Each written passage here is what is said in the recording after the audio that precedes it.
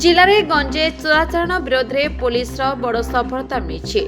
MV 79 थाना police शुक्रवार MV 96 छक निकट जातीय राजपथ 326 चढ़ाऊ कर 1025 केजी गंजेई जबत कर सहित गंजेई बोझे नेउथवा एक ट्रक कब्जा कर।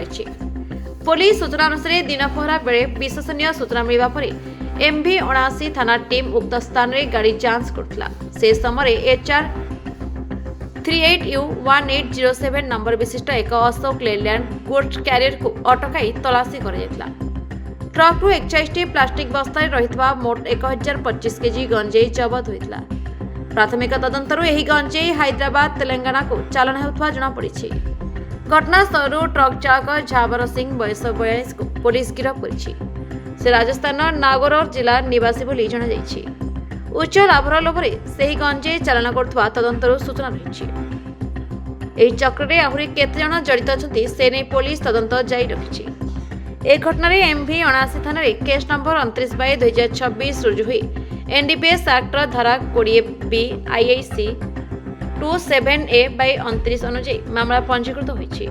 इंस्पेक्टर पूर्णिमा टेटे अभियोगकारिणी होइथा बेले मोटो थाना एसआई सुब्रत कुमार पाणिग्राही मामला तदंत दायित्व नेछंती। Bureau report Harshika media.